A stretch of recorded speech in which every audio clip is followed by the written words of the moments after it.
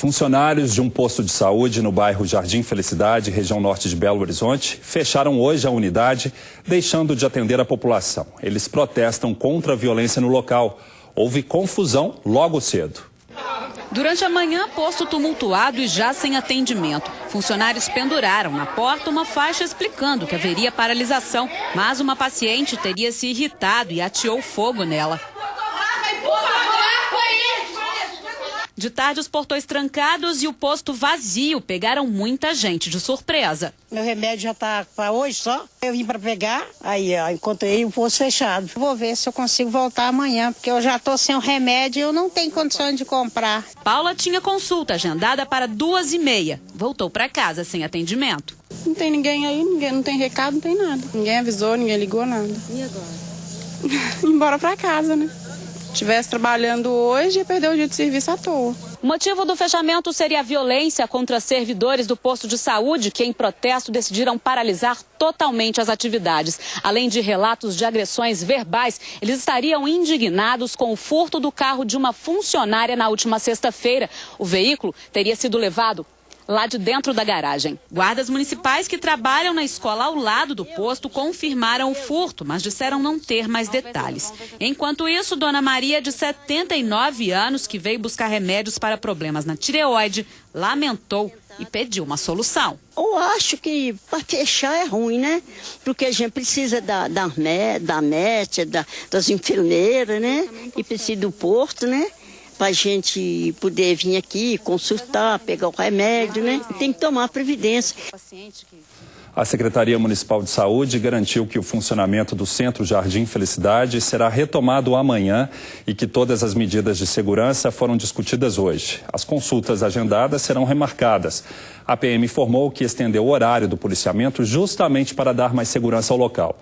Disse que as ações de vandalismo ocorrem quando a unidade está fechada e muitas vezes por causa da ausência de um segurança interno. Já a Guarda Municipal disse que no posto há um agente que atua na segurança 24 horas por dia. Informou também que o furto do carro não estava no campo de visão do guarda, que não percebeu a ação do bandido. E a PM reforçou o policiamento nos bairros Minas Caixa e Serra Verde, em Venda Nova, na capital, depois que 3 ônibus foram incendiados nesse fim de semana. Segundo moradores, o comércio chegou a fechar as portas em retaliação à morte de um criminoso. Mesmo com a situação mais tranquila hoje, funcionários dos coletivos continuavam apreensivos. O dia amanheceu com policiamento intenso na região dos bairros Serra Verde e Minas Caixa. O comércio abriu normalmente e as escolas também. Os primeiros ônibus que circularam foram escoltados pela polícia. Coração na boca, né? A gente precisa trabalhar. Meio estressante, né? Muito perigoso, a gente com medo. A tensão é muito grande, né? Fim de semana, a própria empresa ela optou, em razão de resguardar o patrimônio dela, resguardou aí a questão de lançamento de ônibus, né? Mas isso foi opção da empresa, porque o policiamento e a garantia da segurança foi mantida para a empresa. Uma outra ocorrência movimentou os militares na noite desse domingo. Um policial militar apaisana que estava lanchando em uma hamburgueria num bairro próximo daqui, o bairro Letícia, em Venda Nova, sofreu uma tentativa de assalto. De acordo com a polícia, 3 homens armados tentaram levar o carro dele. O militar reagiu usando a arma particular e baleou um dos suspeitos. Vários antecedentes, inclusive de roubo mesmo e com mandado de prisão em aberto. Os outros conseguiram fugir? Os outros 2 elementos que eram compasso desse cidadão, infelizmente, ele evadiu e está buscando a identificação desses outros elementos. De acordo com a PM, essa situação nada teve a ver com o toque de recolher imposto aqui no bairro Serra Verde no último fim de semana e nem mesmo com as ameaças divulgadas nesse fim de semana contra os militares. Depois da onda de violência no Espírito Santo, a Vale informou que vai suspender temporariamente a circulação do trem de passageiros da Estrada de Ferro Vitória-Minas a partir de amanhã. Segundo nota da empresa, a medida se faz necessária para garantir a segurança das pessoas que utilizam o transporte ferroviário de passageiros diariamente, dos empregados que atuam no interior do trem e nas estações ferroviárias localizadas no Espírito Santo. Informou ainda que a composição que faz o percurso entre a estação ferroviária de Belo Horizonte e a estação Pedro Nolasco, em Cariacica, vai circular apenas até a cidade de Governador Valadares, no leste de Minas. De lá, retornará para a capital mineira até que a situação se normalize. Os passageiros que tinham viagem marcada vão poder remarcar o bilhete ou pedir o reembolso do valor investido na compra da passagem. Para isso, devem se dirigir no prazo de até 30 dias a qualquer uma das estações localizadas ao longo da estrada de ferro Vitória-Minas. Daqui a pouco, logo depois do Jornal da Alterosa, no SBT Brasil, você vai ver como está a situação no estado vizinho, onde policiais militares estão em greve. A Força Nacional foi acionada para ajudar na segurança dos municípios. Uma adolescente foi apreendida em Belo Horizonte por falsa comunicação de crime. A jovem teria dito que foi assaltada para registrar um boletim de ocorrência e conseguir uma passagem para a cidade dela. A jovem foi levada para o CIAS, Centro Integrado de Atendimento ao Adolescente Autor de Ato Infracional. De acordo com a polícia, a garota procurou os militares dizendo ter sido assaltada na rodoviária de BH. Segundo ela, um rapaz chegou, puxou a sua mochila, levando documentos pessoais, R$300 em dinheiro e um aparelho celular Moto G. Como eu desconfiei da atitude dela, perguntei para ela quando que ela chegou na rodoviária. Ela me disse que havia chegado na rodoviária na data de ontem. Foi ao conversar com o namorado da adolescente que os militares descobriram que ela estava mentindo. Perguntei para ele quando que eles tinham chegado na cidade. E ele me disse que seria na sexta-feira e não no domingo, como a moça havia me relatado. Aprofundando a conversa com o namorado, ele me disse que as bolsas deles estariam rasgadas e que teriam perdido os documentos na sexta-feira. E que a moça não teria sido roubada. Questionei a ele se eles teriam dinheiro, ele falou que não teria dinheiro, porque o único dinheiro que eles tinham foi pago a passagem de Peçanha para BH. E que a moça nunca teve um celular. A versão dela que ela inventou do crime era tão somente para que fosse feito um boletim de ocorrência, para que ela conseguisse uma passagem de retorno para a cidade de Peçanha. Aí como não tinha como fazer o documento na hora, ela quis fazer um BO. Aí com o BO dava para ser como tipo uma carteira de identidade. Porque sem o BO ela não viajava, porque ela tinha perdido o documento dela. A ideia do casal, que vive na zona rural de Peçanha, no Vale do Rio Doce, era de conseguir um trabalho em BH. Mas, segundo ele, o plano não deu certo. A Polícia Militar reforça que para registrar uma ocorrência de perda de documentos é muito simples e não há nenhum custo. O cidadão não precisa comparecer à unidade policial. Ele pode tão somente acessar pela internet no www.delegaciavirtual.gov.br e ali ele vai ter o site para fazer a ocorrência e resolve a vida do cidadão sem que ele precise mentir e se ver nessa situação dessa menor de ser preso por falsa comunicação de crime. A pena para falsa comunicação de crime é de 1 a 6 meses de prisão ou multa. Parte de uma rua desabou nessa madrugada de chuva no bairro Palmeiras, região oeste de Belo Horizonte. A via fica às margens de um córrego. A contenção desabou e abriu um buracão no córrego. Foi na rua Henrique Badaró, Portugal.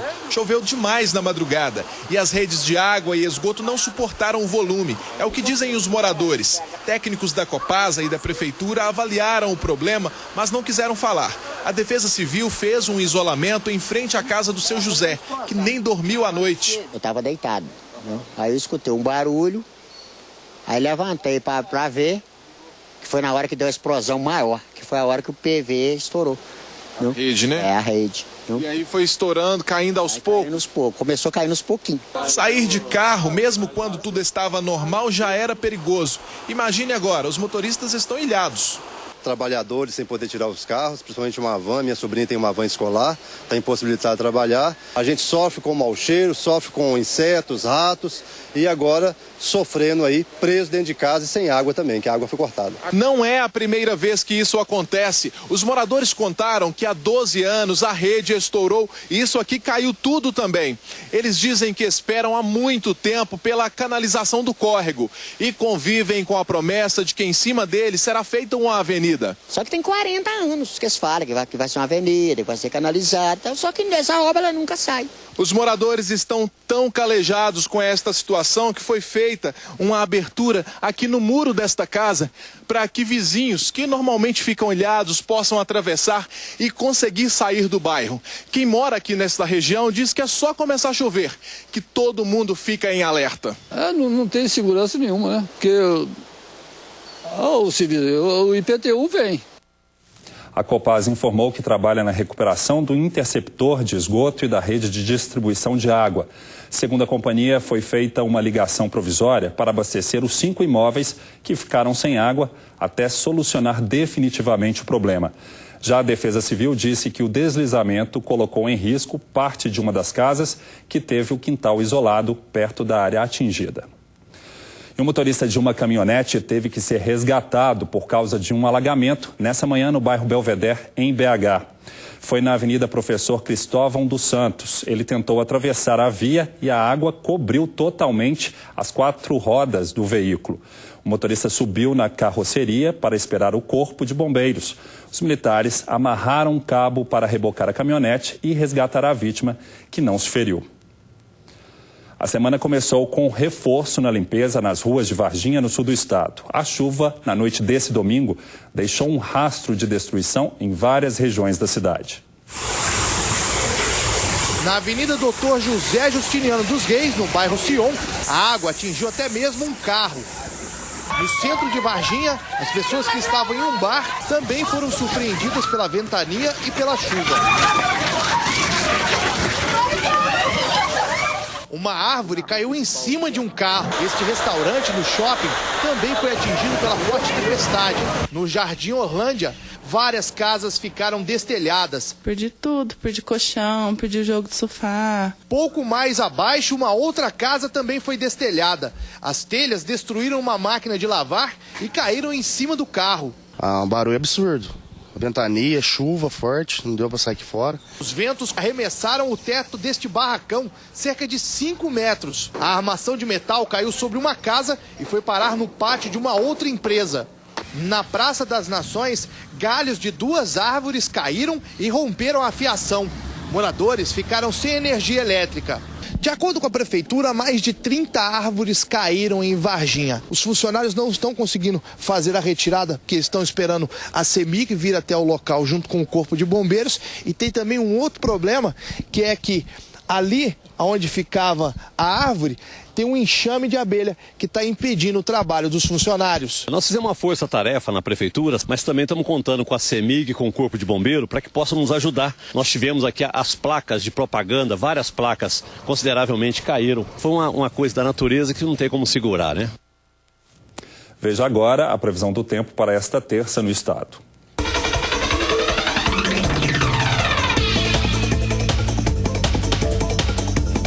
O tempo segue instável em Minas. Pode chover em todas as regiões do estado e o céu fica parcialmente nublado. Em Belo Horizonte, mínima de 19 e máxima de 28 graus.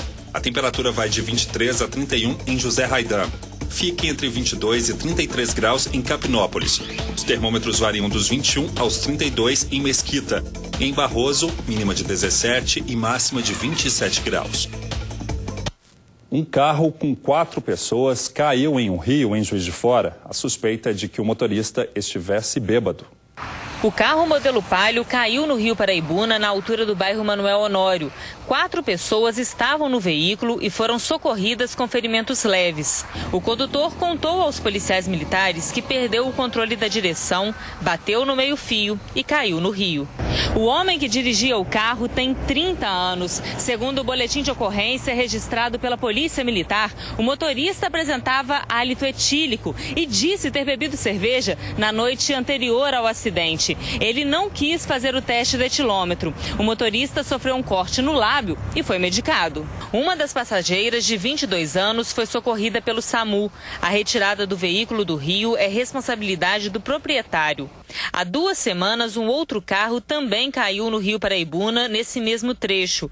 O motorista, de 55 anos, foi retirado do veículo pelos bombeiros com ferimentos leves. O local é de reta nas 2 margens e estão presentes placas de sinalização com limite de velocidade de 60 km por hora.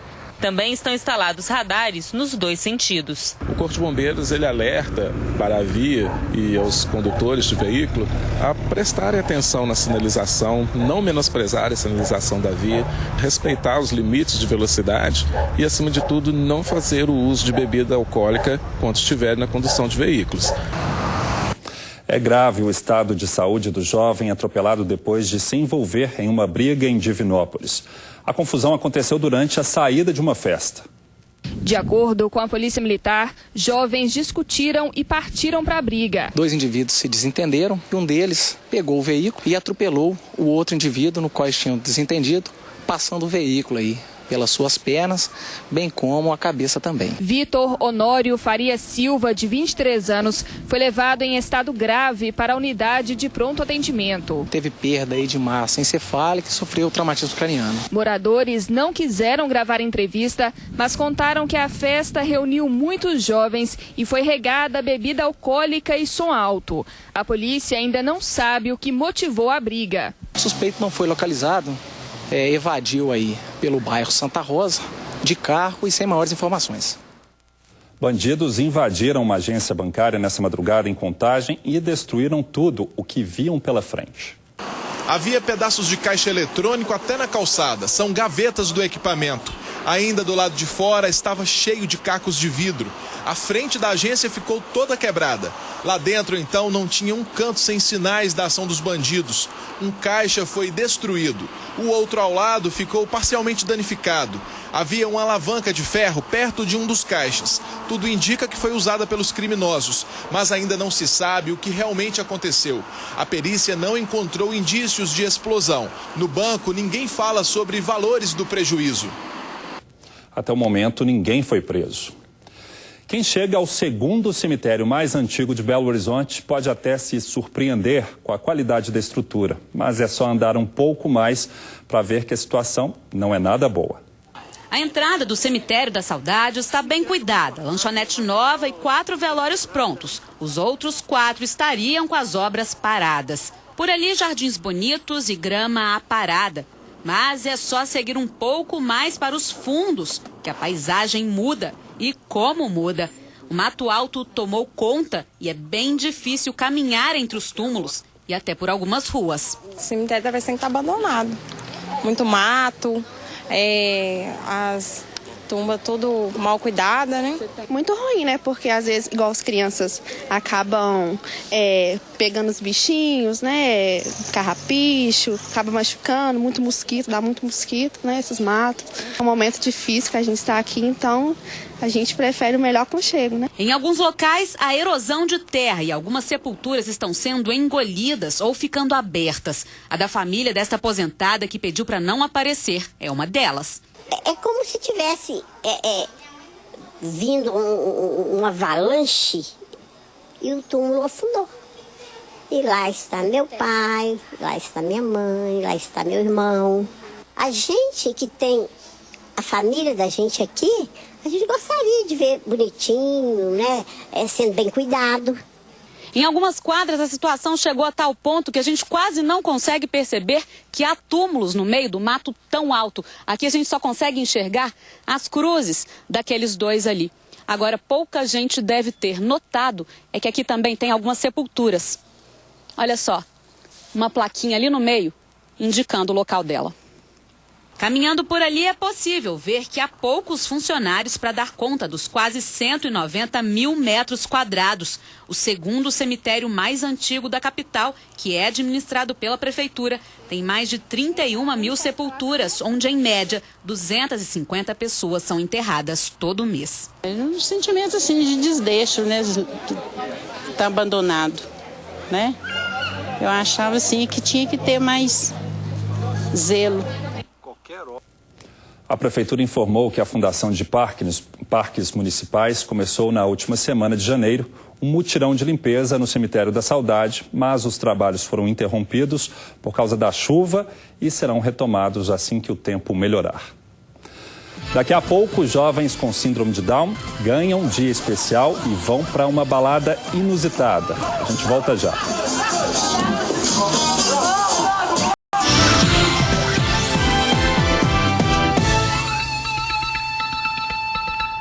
Pessoas com síndrome de Down têm provado cada vez mais que podem estar incluídas, sim, nas escolas, no mercado de trabalho e em qualquer tipo de relação. O Instituto Mano Down, criado há cerca de 6 anos, reforça essa ideia, investindo no potencial e na capacidade delas. Exemplo que poderia ser seguido por várias organizações. E quem disse que a diversão e o lazer também não podem fazer parte da vida dos portadores? Dia de celebrar. Para a ocasião, visual caprichado. Blusa paetê, uma jaqueta jeans e um short jeans. Gosta de festa? Gosto.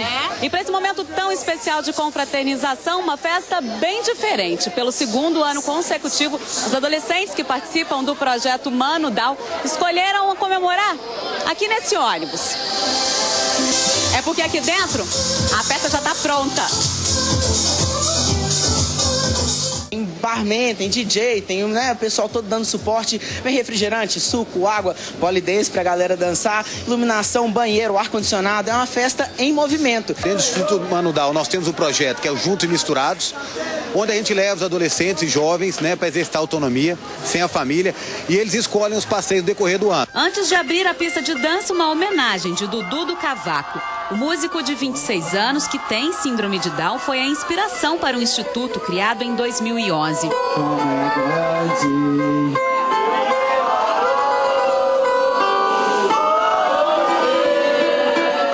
Quando eu estou tocando o cavaquinho, eu pego minha emoção, jogo no cavaquinho e no cavaquinho jogo para todo mundo. Enquanto percorre as ruas de Belo Horizonte a uma velocidade máxima de 30 km por hora, a música lá dentro embala os passageiros.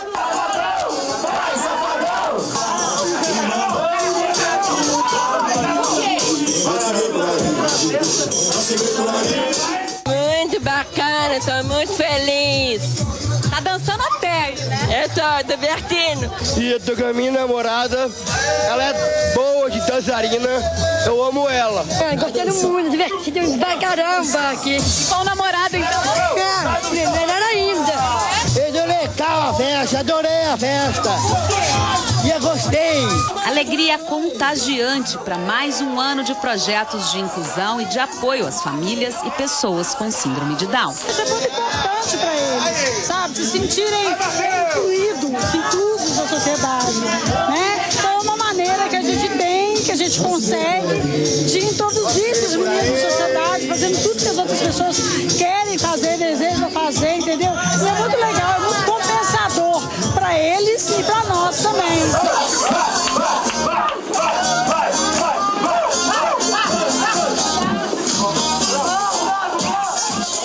Agora você vê o Noticiário Nacional no SBT Brasil. O Jornal da Alterosa volta amanhã.